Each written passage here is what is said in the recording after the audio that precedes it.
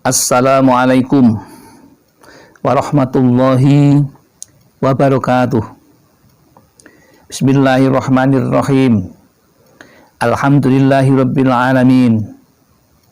Alladzi arsala rasulahu bil huda wa dinil haqq liyudhhirahu 'alad dini kullihi walau karihal musyrikun. Allahumma shalli ala sayyidina Muhammad wa ala alihi wa sahbihi alladhina hum bisunnatihi mutamassikun. Amma ba'd. Jamaah Al-Fatih channel yang dirahmati oleh Allah. Pertama, mari kita bersama untuk selalu bersyukur kepada Allah atas limpahan rahmat dan nikmatnya dengan bersama-sama mengucapkan kalimat tahmid Alhamdulillahirabbil alamin. Sholawat dan salam kita sanjungkan keharibaan Nabi Muhammad SAW, Nabi yang kita yakini mempunyai syafaatul uzma dan kita mengharapkan ketika di dunia dan di akhirat nanti. Selanjutnya izinkan kami untuk menemui saudara-saudaraku seperti biasanya. Kali ini dengan judul keutamaan adzan yang jadi misteri. Saudaraku, adzan sering kita dengar setiap menjelang sholat fardu. Tetapi orang jarang membahas, jarang memperhatikan apa keutamaan dari adzan. Ternyata adzan itu merupakan panggilan Allah kepada semua umat manusia untuk menyembah kepada Allah. Meskipun yang melakukan adzan itu anak kecil, sebenarnya bukan anak kecil itu, tapi isi panggilannya itu adalah panggilan Tuhan. Hanya melalui anak kecil saja. Maka kita tidak boleh meremehkannya. Ya. Adapun keutamaan yang selama ini tidak pernah tersingkap atau jarang diketahui itu adalah yang pertama diceritakan oleh Al-Faqih. Ada orang menghadap dan mohon kepada Nabi Muhammad Sallallahu Alaihi Wasallam. Orang tersebut bertanya, terangkanlah amal yang dapat mengantarkan aku ke surga. Maka jawab Rasulullah Sallallahu Alaihi Wasallam, kun muadzina kaumika yajma'u bika sholatahum. Qala ya Rasulullah illam atik. Qala kun imama kaumika yukimu bika sholatahum. Qala fa illam utik. Qala fa alaika bisofil awal. Yang artinya, jadilah muadzin, penghimpun sholat berjamaah. Jadi itu jawaban dari beliau. Perbuatan yang dapat mengantarkan ke surga itu adalah menjadi muadzin. Jika tidak mampu menjadi muadzin, maka jadilah imam sholat berjamaah dengan mereka. Itu kalau tidak bisa menjadi muadzin, berarti kita dianjurkan untuk menjadi imam. Tetapi imam masjid itu, imam sholat itu juga tidak mudah.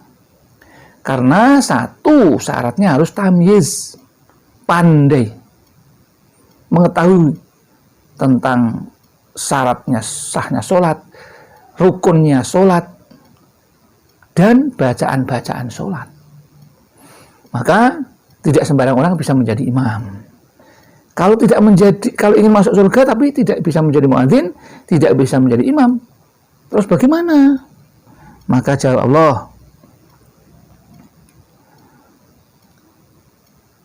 berdirilah di shaf pertama setiap sholat. Jadi kalau ingin masuk surga, anjuran Nabi Muhammad SAW yang pertama, jadilah muadzin. Yang kedua, jadilah imam. Kalau nggak bisa dua-duanya, ya jadilah makmum di shaf pertama. Padahal umumnya orang itu enggan di shaf pertama. Justru ada kesalahan di sini. Shaf pertama biasanya orang-orang yang tua-tua. Monggo yang sepuh dulu. Padahal dalam sholat nggak begitu. Jadi karena kaitannya apa? Kaitannya dengan kematian. Karena orang mati itu tidak ketahuan. Kita tidak tahu kapannya. Tidak harus orang tua yang lebih dulu. Ya, maka dengan itu maka kalau tidak bisa jadi muadzin ya jadi imam. Kalau tidak bisa jadi imam ya jadi makmum tapi yang shaf paling depan yang pertama. Itu kata beliau Nabi Muhammad SAW. Nah, kemudian yang kedua itu bagian yang pertama. Jadi muadzin itu adalah amal yang bisa masuk mengantarkan manusia ke surga. Kemudian yang kedua apa? Yang kedua adalah Nabi Muhammad Sallallahu Alaihi Wasallam bersabda, bagi muadzin diampuni dosanya sejauh suaranya, dan pahala baginya sejumlah pahala orang sholat berjamaah bersamanya tanpa mengurangi sedikit pun dari pahala mereka. Itu keutamaan yang kedua, luar biasa ini. Jamaah Al-Fatihah harus tahu itu, ya. Kemudian yang ketiga bagaimana? Ini muadzin itu diibaratkan seperti petugas keamanan pintu Allah. Setiap kali azan pahalanya sejumlah pahala para nabi, yaitu 1000 nabi. Pahalanya jarang yang mengetahui ini, sehingga orang malas untuk menjadi muadzin. Dan imam adalah menterinya. Setiap sholat disediakan 1000 pahala orang jujur. Jadi imam itu pahalanya itu sama dengan pahala 1000 orang jujur. Kalau muadzin 1000 pahala nabi. Kemudian pengajar atau orang alim adalah wakilnya. Setiap menyampaikan hadis atau petuah ditulis beribadat 1000 tahun. Dan santri atau pendengar atau pengikut pengajiannya seperti jamaah Al-Fatihah di sini nih, yang belajar baik pria maupun wanitanya adalah pembantu Allah. Tiada balasan bagi mereka kecuali surga. Ini yang namanya kasrotul khudur fi jami'il fi majlisil ilmi. Nah, ini penting, makanya ini ya, semuanya ada pahalanya yang luar biasa. Kemudian yang berikutnya ini perlu kami sampaikan. Kalau ada muadzin sedang beradzan, maka jawablah, jangan berbicara tapi diam, dengarkan, kemudian camkan artinya, kemudian jawablah. Jadi kalau Allah Akbar, maka jawabnya Allah Akbar. Asyhadu an la ilaha illallah, jawabnya asyhadu an la ilaha illallah. Terus wa asyhadu anna Muhammadar Rasulullah, jawabnya wa asyhadu anna Muhammadar Rasulullah. Tapi ketika hayya 'alas shalah, hayya 'alal falah, jawablah dengan la haula wala quwata illa billahil aliyil adzim.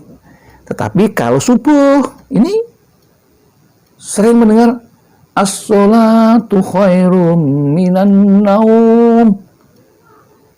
Coba, sahabat Al-Fatih, jawabannya apa kalau kita mendengarkan sholat subuh ada yang adzan begitu itu? Mesti banyak yang belum tahu nih.